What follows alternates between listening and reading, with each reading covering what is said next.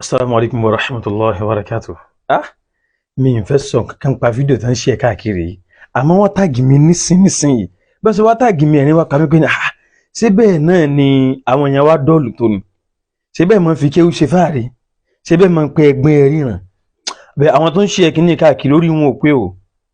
Tán bá kéwú rò pé wọ́n kéwú wọn yanjú, wọn tiẹ̀ ké yanjú ni. Níbo wọ́n ti kéwú gan-an àwọn làfáà wọn? Bí wọ́n ṣe wá gbọ̀ ẹ sì máa ronú bí adìẹ báyìí ná. Kódà adìẹ ní ronú jù yín lọ. ẹ máa wo المواطنين السعوديين أفطروا على رؤية كوكب زحل ìròyìn sọ pé ní àwọn ará Saudi mùsùlùmí bẹ́ẹ̀ ìfitọ́rù pé ọdún ààwẹ̀ tí wọ́n ṣe o ìràwọ̀ zuhali ni wọ́n rí tí wọ́n sọ pé àwọn róṣù ẹ máa gbọ́ o. من هلال شوال أثار جدلا واسعا في العالم الإسلامي. ẹ̀wọ̀n kan ipe ní kìí ṣe pé oṣù ṣàwálì ni wọ́n rí kíní yìí dá ariwo lẹ̀ ó dá awuyewuye lẹ̀ lágbàáyé Islam ẹ̀dá kan mọ̀ gbọ́ o ó ní wípé ọ̀rọ̀ kan ń bọ̀ wá wọ́n ti kọ́ tiẹ̀ kó ń bẹ wípé àwọn ará Saudi ìfitọ́rù wọn ọdún ìtúnu ààwẹ̀ wọn tí wọ́n ṣe o wọ́n ṣe kíni o wípé ìràwọ̀ zuhali ni wọ́n rí tọ̀ ọwọ́ afa awuyewuye lágbàáyé Islam ẹ̀dá kan lọ́wọ́lọ́wọ́ báyìí nísìnyí lẹ́yìn àdúgbò wa Nàìjíríà bí kọ̀rọ̀kọ́ndù kan nínú ìgboro Èkó lẹ́gbẹ̀ẹ́ ibì kan láàmù kan àtàwọn tí wọ́n ń tẹ̀lé inú kòkó ni torí bí Nàìjíríà ṣe tó yìí Nàìjíríà tóbi ju Agége lọ Agége sì tóbi ju Mọ́ríkàsì lọ ó ti parí nítorí mo gbà lérò nù kánígbà náà yọ̀ ń bẹnu ẹ̀tẹ́lu Mọ́ríkàsì àbẹnu ẹ̀tẹ́lu Mọ́ríkàsì o tọ̀ ọ̀ya ẹ mọ gbọ́dọ̀ ń parí o ó ní pé ní kíní ń fa awuyewuye lágbàáyé Islam lọ́wọ́lọ́wọ́ báyìí nísìnyí awuyewuye wo ló ti dálẹ̀ o ẹ mọ àjàrọ̀ pátápátá àjàrọ̀ ẹ mọ wọlé. ووسط حالة من الجدل راح ملايين الصائمين الذين بات مشكوكا في يوم عيدهم راحوا يتساءلون عما يتوجب عمله شرعا على المستوى الفردي والجماعي. ẹ gbọ́ àwọn tí wọ́n wá ń ṣe iyèméjì àwọn béèrè pé ní lérí èèyàn kọ̀ọ̀kan àtẹ̀yìn rẹpẹtẹ kí ni ká wá ṣe bẹ́ẹ̀ lórígun bí yìí náà olórígun bí òun náà alhamdulillah kí ni yẹn ti gbé wá. المواطنين السعوديين أفطروا على رؤية كوكب زحل بدلا من هلال شوال أثار جدلا واسعا.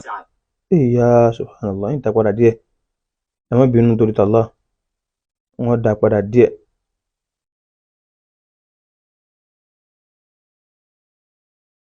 أثار جدلا واسعا في العالم الإسلامي في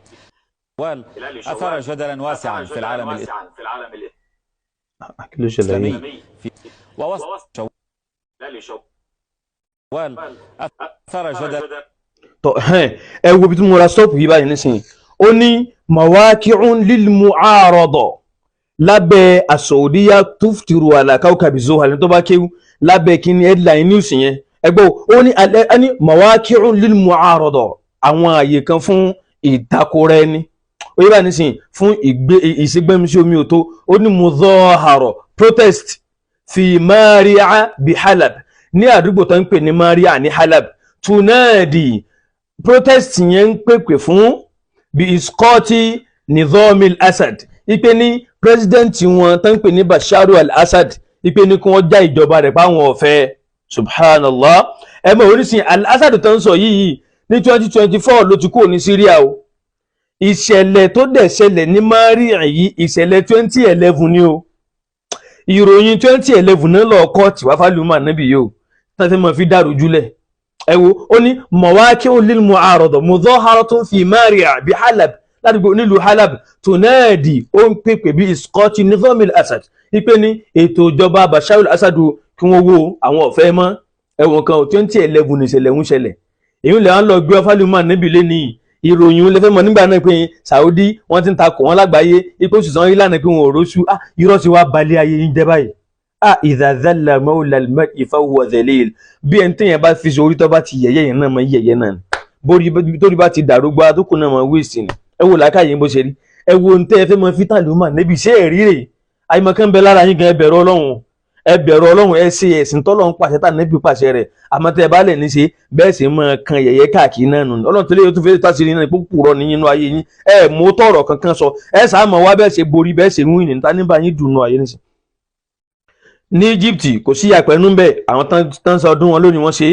láwọn ìlú mi káàkiri àwọn tó ṣe lánàá Saudi náà ṣe àwọn ṣe ní Nàìjíríà bí nìkan làwọn kan lẹ́gbẹ̀ẹ́ kan ni wọ́n sọ nǹkan míì àwọn wàtà wọn mọ́ lú mi káàkiri ṣé oṣù tán rí ìlú wọn lẹ́ fi bẹ̀rẹ̀ àwẹ̀ yín ṣé oṣù tán rí ìlú wọn láti ẹ̀ lẹ́ fi bẹ̀rẹ̀ àwẹ̀ yín ẹ bẹ̀rù Ọlọ́run ẹ ṣe làákàyè náà ẹ yé máa fi ra yín ṣeré mọ́ ẹ wò kọ́ mọ́gùn jù jáde. Assalamu alaikum wa rahmatullah.